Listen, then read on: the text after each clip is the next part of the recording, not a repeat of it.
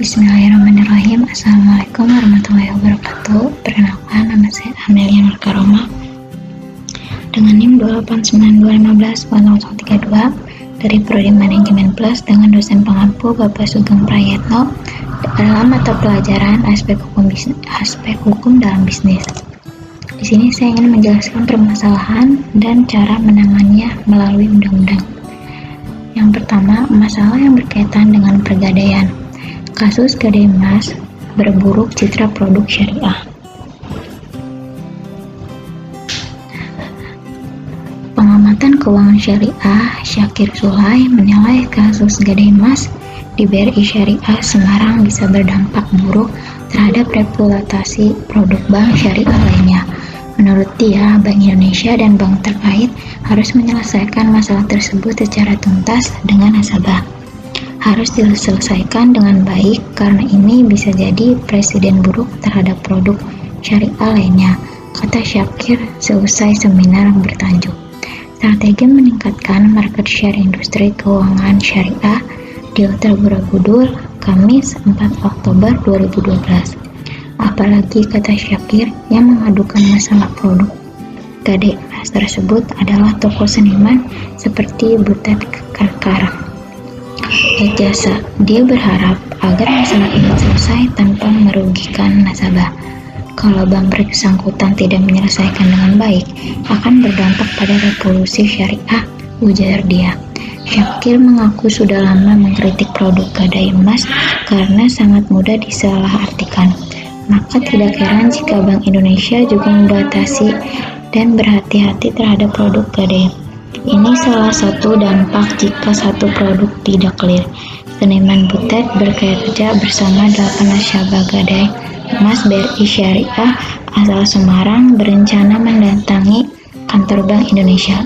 Mereka akan meminta mediasi bank sentral lantaran kasus sengketa layanan investasi tersebut. Masalah ini bermula pada Agustus 2011 saat Butet dan beberapa orang menjadi nasabah gadai emas BRI Syariah. Ia membeli emas seberat 4,89 kg dengan nilai lebih 2,5 miliar.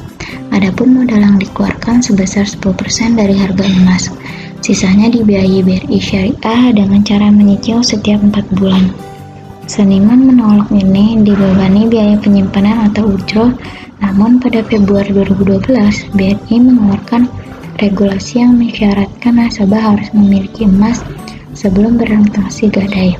Bank sentral juga membatasi perpanjang gadai emas paling banyak 2 kali.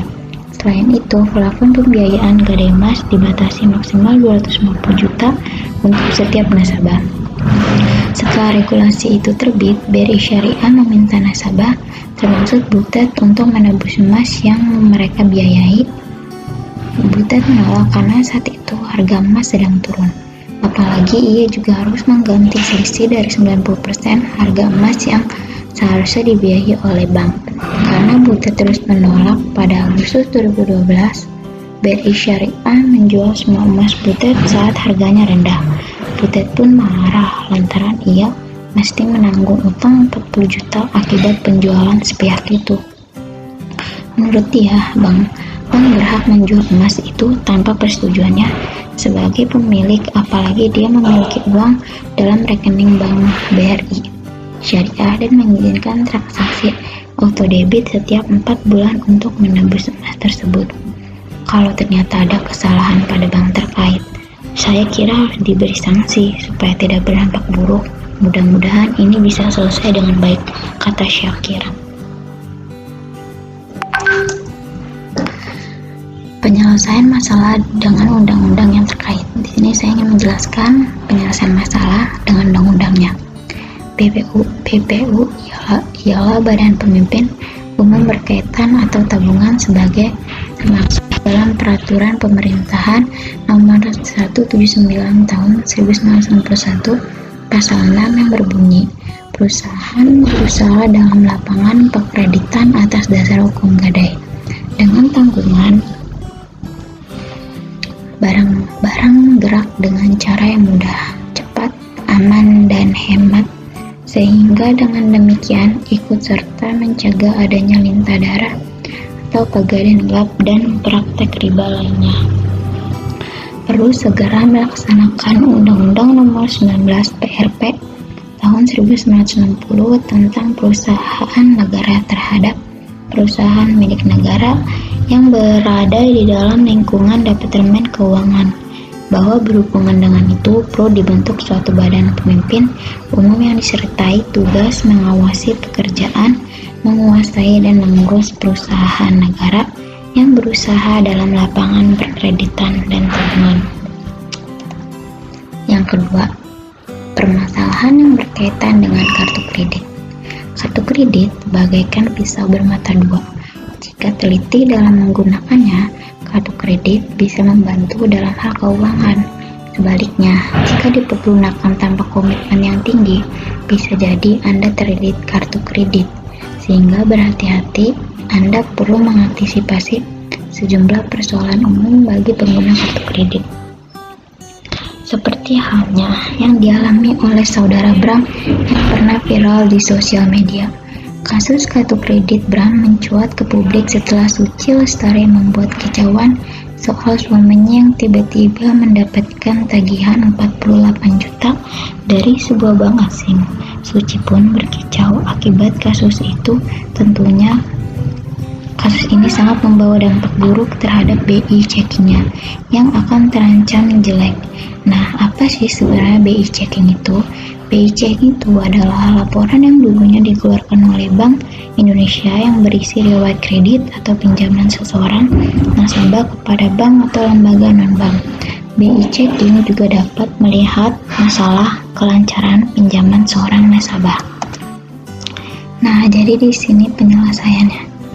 Penyelesaian masalah yang berkaitan dengan Undang-Undang Nomor 8 Tahun 1999 tentang Perlindungan Konsumen serta Surat Edaran Bank atau Indonesia Nomor 1833 DKSP atau 2016 perihal perubahan keempat atas Surat Edaran Bank Indonesia Nomor 1110 DASP tanggal 13 April 2009 perihal penyelenggaraan kegiatan alat pembayaran dengan menggunakan kartu, di mana penjelasan bahwa hak konsumen diantaranya adalah hak atas kenyamanan, keamanan,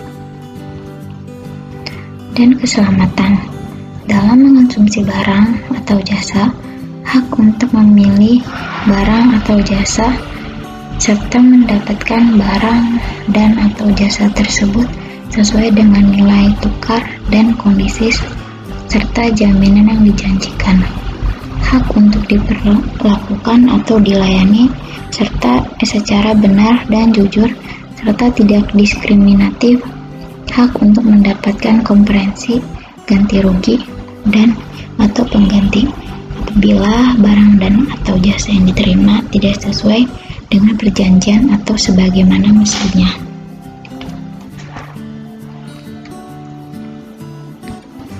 Sekian presentasi dari saya, kurang lebihnya mohon maaf. Wabillahi taufiq wal hidayah. Assalamualaikum warahmatullahi wabarakatuh.